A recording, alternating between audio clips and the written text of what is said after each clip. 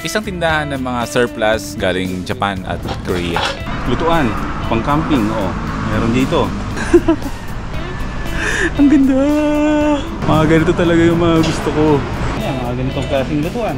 Kung hindi naman kayo maarating na mga camper tulad ko, na nakakontento lang din naman sa mga mumurahin at mga surplus na mga gamit, at barter-barter lang ng mga ibang gamit galing din sa mga kaibigan nating camper, eh pwede kayong bumili ng mga gamit dito pang camping ninyo.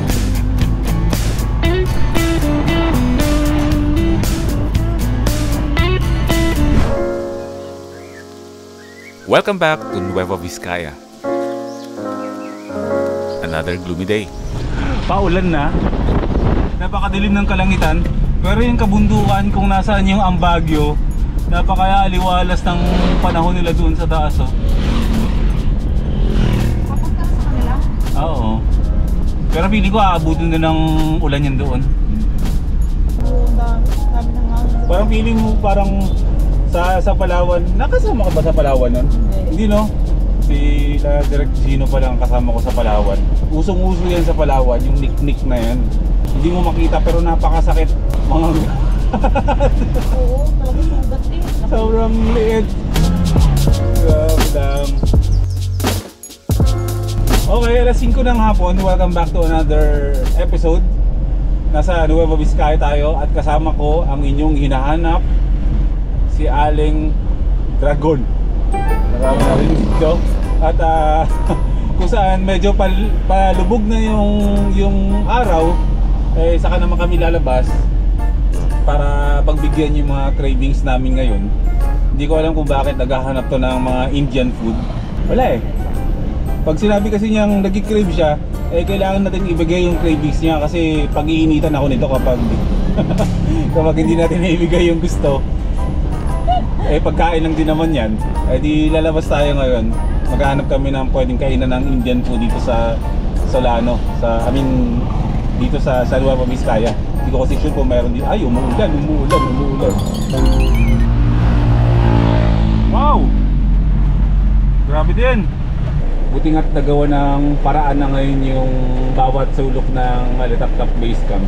Kasi yung idea nung base camp dati is para ma-enjoy namin yung view, ma-enjoy namin yung lamig. Eh hindi namin alam ba, kumbaga hindi namin anticipated na matindi pala ang lakas ng ulan dito sa Nueva Vizcaya. Kaya nung unang ma-experience ng base camp na hagupitin ng malakas na hangin, walang bagyo na at umulan ng sobrang lakas, eh pinasok talaga ng tubig yung base camp. As in, may open area kasi ako doon na talagang overlooking. So talaga yung panic namin na basang-basa yung loob ng base camp. Ngayon, naiiwan na namin yung base camp na kahit na lumakas yung ulan, o andun mo kami o wala, bumuhos o humangin man ng malakas, eh wala na. Normal lang kami. Hindi na kami nagpapanik, hindi na kami nag-aalala na mababasa yung mga gamit namin. Hindi tulad dun dati. Galit na galit yung ulan. Inabot kami ng mahigit 1 oras para hanapin ng isang Indian restaurant. Dito kasi sa Nueva Vizcaya, hindi accurate ang Google Maps. Hindi ko rin alam. Posibleng iligaw kayo ng mapa kapag nandito kayo. Kaya mas okay na magtanong-tanong na lang. Teka, malabong mata ko. Hindi ko dalawin sa kung salamin. Tanungin mo na lang si Habibi, means kaibigan. Dito to sa kaloob-looban ng Bayumbong. Medyo mahirap hanapin, pero worth it naman. At dito namin nakilala si Mr. Nohman, isang Indiano na nakapangasawa ng Pilipinas. I am takot to speak also Tagalog. Mamaya mali na ako. Hindi, okay lang po. Okay lang. Chicken masala with chapati. Masarap din na. Chicken masala ng mekos-mekos. Mekos-mekos. O, sige po. Walang beef, diba? Mafi mushkila. Walang problema. Yung mga Indian food na ganito, considered as Arabic food kasi to. Masarap. Oh. Sa mga hindi pa nakakalam, ako ay napunta rin naman dati ng Middle East sa Riyadh. Editor din ako dati. Familiar sa akin yung mga pagkain ng mga taga Middle East, mga Indian food. Craving satisfied. Mahal, babalik ako. Sarap. Na-appreciate ko yung amoy ng sibuyas talaga. Ang sarap talaga. Actually, doon ako sa Riyadh natutong pumapak ng sibuyas na puti. Doon ako nagsimulang natutong maging gawing chicharon yung puting sibuyas. Smells like Middle East. Sarap. Bango pa nga lang. Dito sa Indian kung tawagin, biryani. Biryani. Sa Riyadh, ang tawag naman sa kanila ng ganong version is kabsa. Chicken masala. Chicken masala. Yes. Oh my God, ang bango. Ikwento ko lang konti sa inyo kung paano ako nahilig sa puting sibuyas. Kasi ito, chicken biryani kung tawagin sa mga Indian, sa mga Arabo, kabsa. Doon sa kabsa, same na ganito yung serving, pero sa tabi mo, meron ibibigay sa iyo ng kalahating tipak ng malaking onion na yun yung pipitas-pitasin mo ng paisa-isa, tapos isasandok mo dun sa yung dinurog na kamatis, may pipino, sile, yung maasim na maalat na na maanghang. Gagawin yung kutsara yun, tapos pagkain mo na ito, sasabay mo ng ganun, tapos sasabay mo ng Inca na Pepsi. Ay, alam na mga Pinoy yan sa Riyadh. Ito ang sinasabi ko. Shoutout sa inyong lahat. Alam niyo kung anong sinasabi ko. Legit, authentic Indian food experience. Maraming salamat. Thank you. Nasatisfy na yung cravings namin. May bago pa tayong kaibigan. Wow. Meron pa akong libre kami. Thank you po, thank you po. Filipino shocked by Indian food in Nueva Vizcaya. Bayumbong. In Bayumbong. My life has changed. Kinabukasan, tuloy ang kwento ng buhay. Kasama ang L300 van na tila parang dinadala niya ulit tayo kung saan siya talaga nararapat. Tuloy ba tayo, bukas? Camping tayo. Message mo ako ha. Si John Engero. Kasi parang balak kasi namin every weekend meron kaming camping session na magkakaibigan, and hoping na si Mayor TV ay makasama na natin. Okay, panibagong araw. Iba na yung gising ko ngayon sa araw-araw, na namomotivate na ulit ako sa ibang aspeto ng buhay ko. Papasok na ulit tayo sa negosyo. Napakahabang kwento niyan, marami nagtatanong sa akin yan, pero sa mga susunod ko na lang na vlog na lang ikikwento sa inyo. Pero ngayon ay halos in a week ay pabalik-balik na ako ng Nueva Vizcaya and Bulacan, dahil maliban sa pagbablog natin ay meron na ulit tayong sinisimulan na isang bagong negosyo na syempre kahit pa paano makakatulong sa mga bayarin natin ng mga bill sa buhay. Na-engganyo na rin ulit ako at sumiklab ulit ang aking spirit of pagiging negosyante. Let's go! Pabalik na ako ng Bulacan ngayon. May mga aasikasuhin ako. Dala ko yung L300 van. Ewan ko, napakadaming changes. Yung random talaga yung dumadating sa buhay ko ng mga pagkakataon, at yung mga pagkakataon ngayon na alam ko na ito na yung tamang panahon para simulan ko na ulit, i-grab ko na ulit yung mga pagkakataon na umarangkada ulit sa pagnenegosyo, ay sinasakmal ko na. Dahil ito na yun, halos isang taon na patay yung apoy. Halos isang taon na patay, na ayaw talaga sumiklab yung gigil ko tulad ng dati ng pagnenegosyo. Ngayon ay sinimulan ko ng pasukin. At sana supportahan niyo si Boy First Time sa bagong venture ng pagnenegosyo ko ngayon. Huwag kayong mag-alala at may kinalaman to sa pagka-camping. Hindi na to usaping parts ng motor, hindi na to helmet. Mundo ng pagka-camping na ngayon ang gagalawan natin. So saka ko na ikikwento, on the way tayo ngayon pa Bulacan, 11:30 ng tanghali. Mahaba-habang biyahe to, more than 6 hours to bago makarating ng Bulacan. And then hinto lang muna tayo dito sa unahan. Meron lang akong gustong bilhin. Meron akong paraisong hinihintuan lagi dito, bilihan ng mga gamit. Japan Surplus. Mano-mano. Dito sa Japan Surplus na to, ako bumibili ng mga gamit sa base camp. mga gamit na ginagamit ko sa pagkakamping. Huminto muna ako dito para sa napakasimpleng bagay na to. Meron pa po sa ilalim. Meron pa, patingin ako. Yung medyo mas, ayun! Ay, yung mas mahaba na. Magkano po ba yung ganito? Wait lang, tanong ko lang. 100 lang po to? 100 lang oh. Meron na po ba yung ano, yung lutuan ng sandwich, yung iniipitan? Yung iniipit na gano'n? Wala pa rin? Pag meron na, tabihan mo ako isa. Lagi naman ako dumadaan dito. Isang tindahan ng mga surplus galing Japan at Korea. Saka na nga, nadidemonyo talaga ako bumili ng kung ano-ano. Pati USB, mga bagong ganda. Ay kasi di pa natin alam kung umandar eh. O yan na lang muna. Sa mga hindi pa nakakaalam, sobrang fanatic talaga ako ng mga Korean and Japan surplus. Pati ukay-ukay. Lahat ng mga lutuan na meron kami sa Alitaptap Base Camp, dito ko yung binibili sa Japan surplus. May mga brand new naman, may mga surplus, pero hindi ka mahalan tulad ng binibili mo sa mall, pero yung quality maganda. Parang per kilo nga yata yung ibang mga ano dito eh, mga pinggan-pinggan eh. Meron dito mga artifacts na tinatawag. Pero hindi ako masyadong fan ng mga artifacts eh. Kasi basta ang tanging meron lang ako bulol. Alkansya po ba meron dito? Meron doon? Ito? Ang laki naman. Wala yung parang mga baboy-baboy. Mahal to no? Ginto eh. Lahat-lahat yun dito. Marami kami nabibili dito as in talaga. Kasi ang motive namin dun sa Alitaptap Base Camp, hindi moderno ang mga gamit namin. Mas appreciated namin na yung mga gamit namin is surplus. Mga pinggan na gawa sa kahoy, mga psychedelic na mga plato, bagay na bagay sa kubo. May araw kayo lahat sa akin. Babalikan natin dito.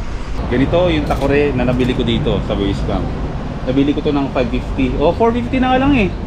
Dati 550, 450 lang. May ganyan na kayo kalaking takore pang bahay. Tripod para sa mga vlogger. Mura lang yan.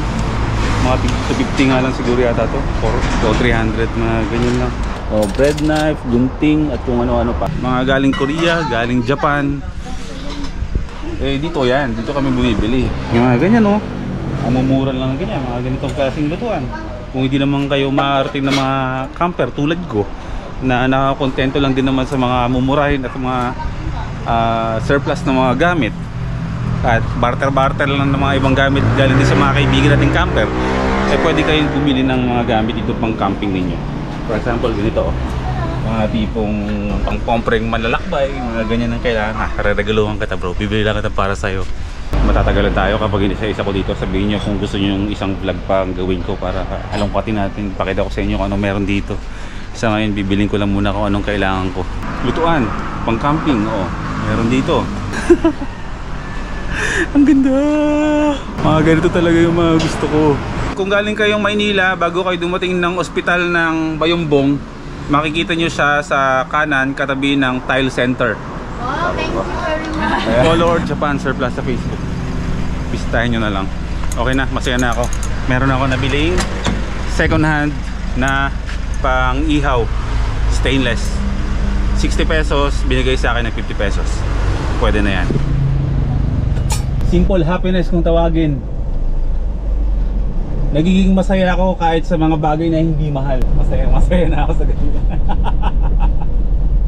Pag napunta kayo ng base camp, mga gamit namin, paluto, lalo sa mga kitchen, mga cookwares namin, puro ganyan, Japan, Korea. Yan yung topic namin dati ni John Engero nung nag-camping kami about sa isang bagay na hindi ibig sabihin na kaya mo ay kailangan mong bilhin.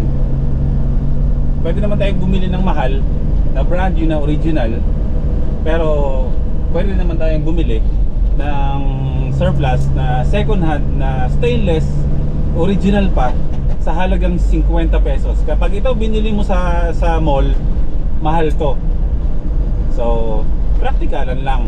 Even if you can, it doesn't mean you should. Pareho lang naman ang nagagawa yan, mahal o mura. Lahat naman yun ay pang-ipit lang naman yun ng liyaw. sa maging practical lang tayo sa buhay. Kahit sabihin natin meron tayong pera, i-keep nyo yung budget nyo. Huwag nyo sasagirin. At biniyahe ko ang Nueva Vizcaya to Bulacan ng payapa lang. It's just a lonely world. 7 oras na payapa. Sakto 6:05 PM. Ay, ganda. Touchdown Bulacan. Yung Vizcaya Bulacan. Walang malayo kapag nakasanayan mo na lagi mong binabiyahe. O siguro sanay lang talaga ako sa mahabang biyahe. Kaya parang wala lang sa akin. Ang ginagawa ko lang siyang 7-Eleven sa kanto. Touchdown Bulacan. Excited ako dumating ng bahay kasi meron akong in-order sa Lazada ng mga camping lights. Mga pagdating natin doon or bago ako matulog, i-unbox natin. Sa wakas magkakaroon ako ng maayos na ilaw pang camping.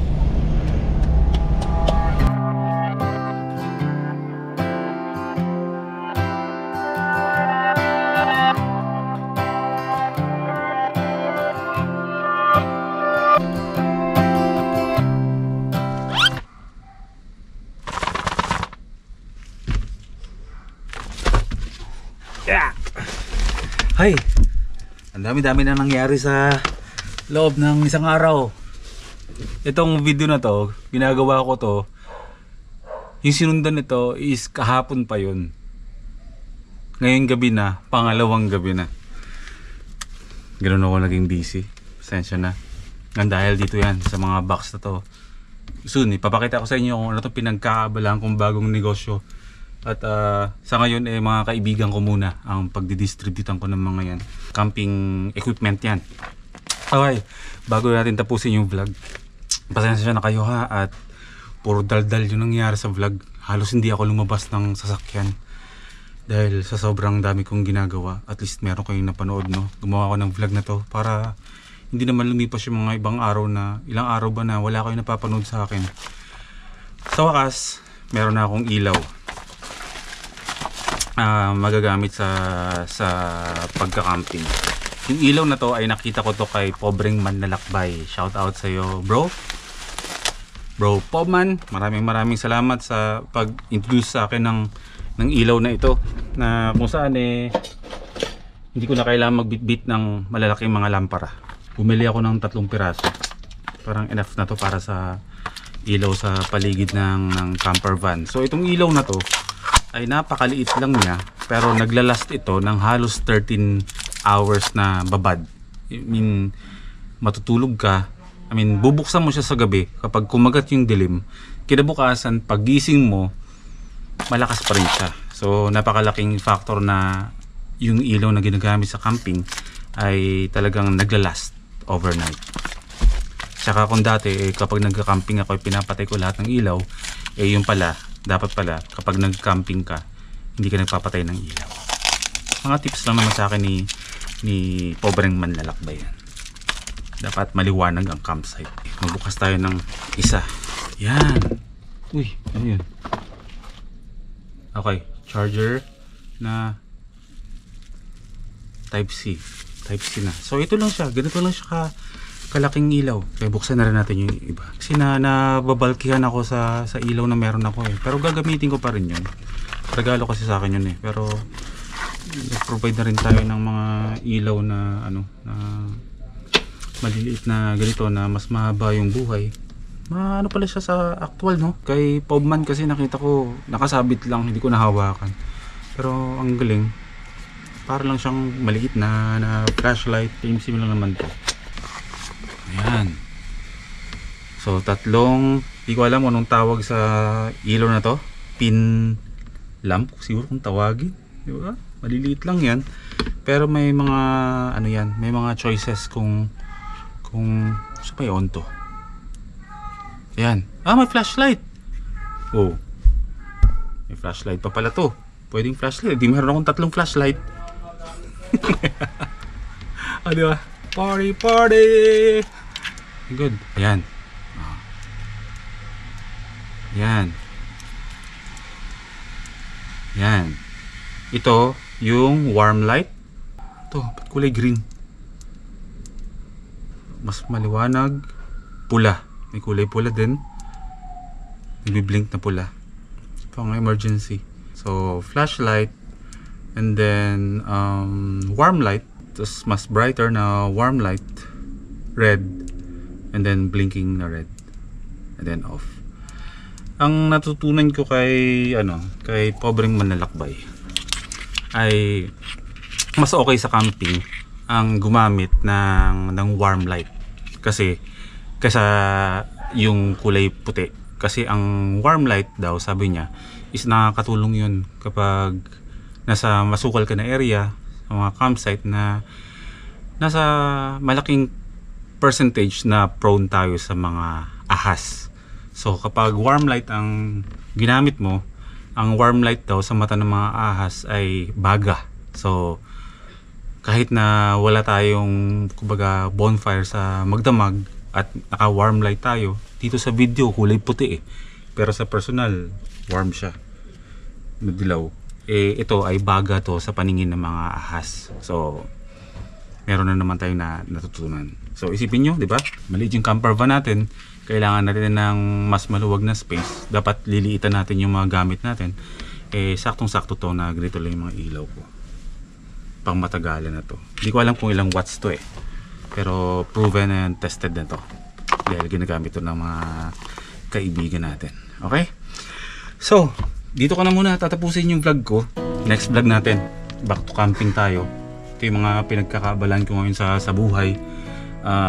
Ito mga orders na to ng mga kaibigan at yung mga ibang stocks ko, andyan, marami yan.